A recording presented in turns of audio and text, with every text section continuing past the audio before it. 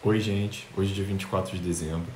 E o meu papel aqui é te fazer pensar se vale a pena aglomerar. A transmissão aérea do SARS-CoV-2 ela é muito importante porque o vírus ele permanece infeccioso em aerosol por horas e em superfícies por até 2 dias.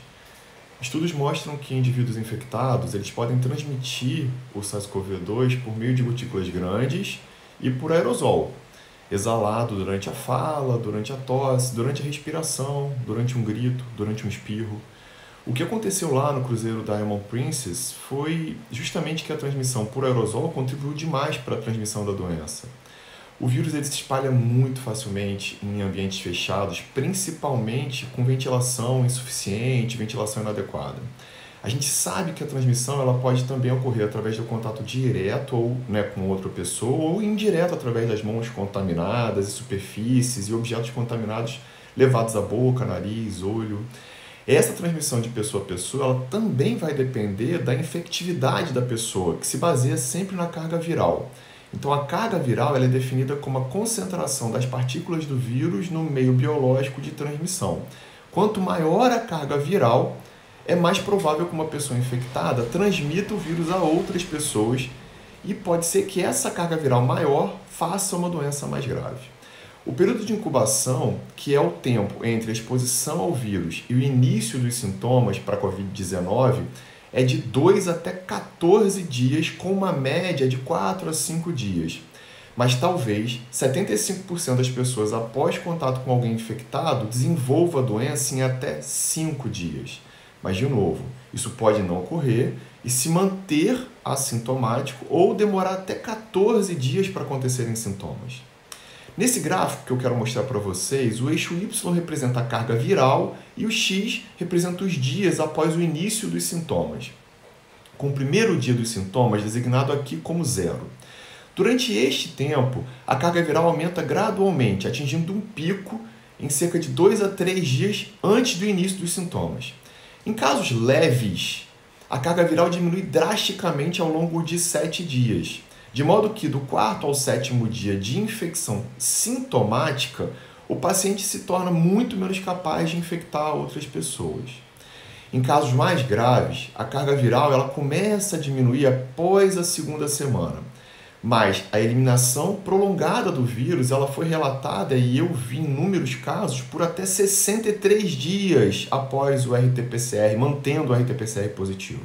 Em termos de transmissão, volto a falar, o que preocupa são os casos pré-sintomáticos ou assintomáticos, transmitindo a doença poucos dias antes ou do início dos sintomas, principalmente quando a carga viral é mais alta, sem saber que pode infectar outras pessoas.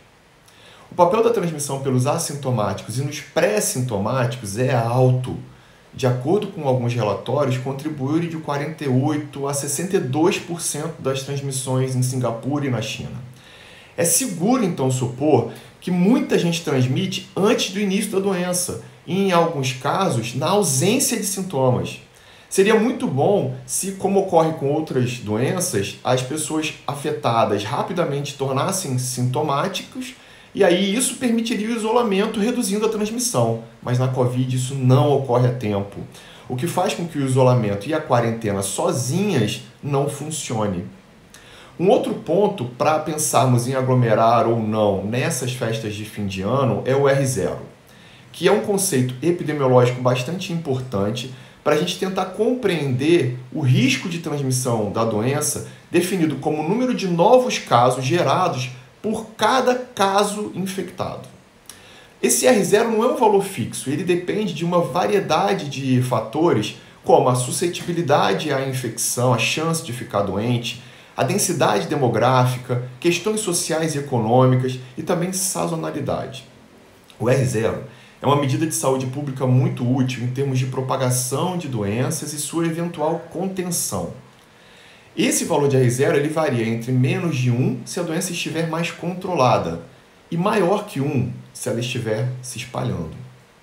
Ao longo de um surto de uma doença, as tentativas para a gente controlar a propagação, elas podem ser descritas como tentativas de diminuir o R0.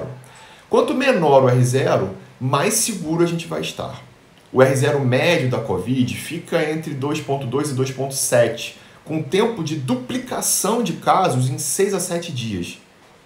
Em muitos casos, uma única pessoa infectada transmite o vírus a um grande número de pessoas enquanto participavam de reuniões, de comemorações, de conferências, eventos esportivos ou outros encontros sociais.